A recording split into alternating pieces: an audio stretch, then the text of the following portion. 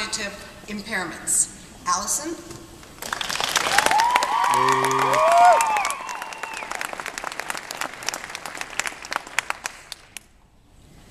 At some point during our college career, we have all been asked, so, what are you going to school for? For me, the answer has always been a teacher, and more specifically, a special education teacher. Many people will then ask, why would you want to be a teacher and a special education one at that?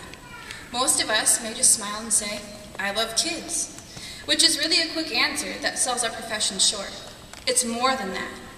I like kids, at least 98% of the time, but that's not the only reason why I've become a teacher. We're all here for a reason. We didn't wake up one day and decide that we wanted to be a teacher just because we love kids. We've invested way too much time and money to become a teacher just because we love kids. I'm betting we have all had at least one teacher who made a lasting impression. It could have been an elementary school teacher who taught us strategies that we still use whenever necessary.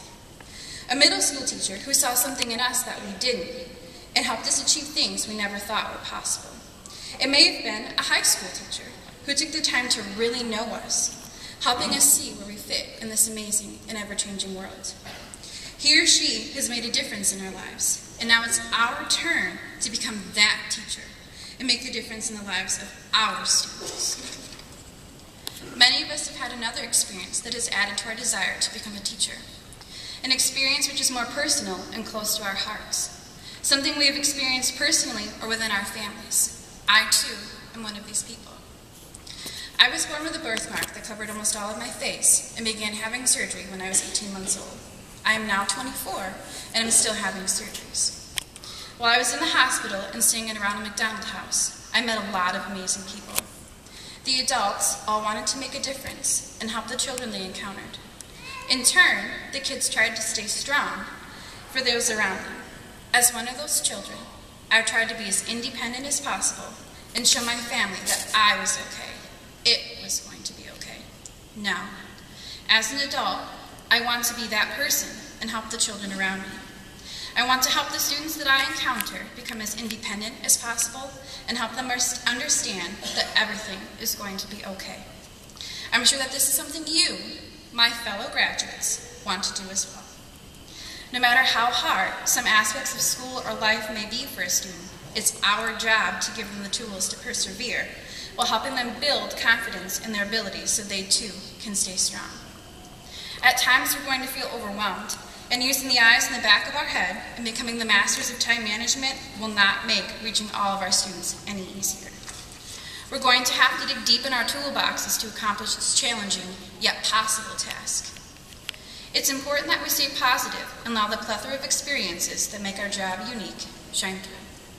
For example, how many people have tried to have the best Halloween costume for the Halloween party so their students could brag to others about how cool their teacher is?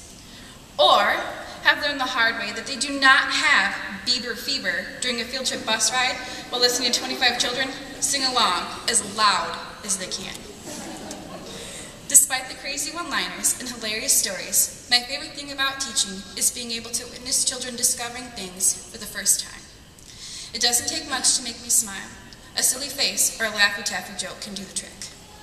The smile that I love most, though, is the one that I get when I see the proverbial light bulb go on for a student.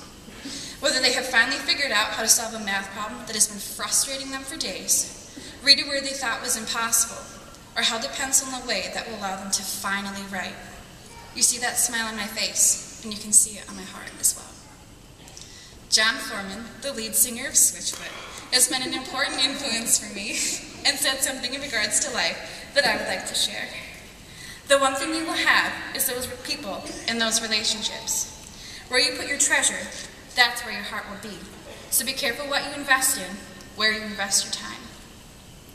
Our time at Grand Valley is coming to a close, and it's important to reflect on what Grand Valley has given us. Along with an invaluable education, we've had the opportunity to build relationships. We have done this with our professors, students, classroom teachers, and fellow future educators. We have found hidden treasures in the classrooms here at Grand Valley. Some of our classmates have become lifelong friends. They're the classmates we have bounced lesson ideas off of and have helped us learn to laugh when things get tough. even if it requires a call at 1 o'clock in the morning to remind us that graduation is near. As we head into our next chapter, we will continue to build relationships and find even more hidden treasures within the walls of our classrooms and school buildings. These treasures, too, will prove to be invaluable. As we embark on our first year of teaching, it is inevitable that we will face challenges.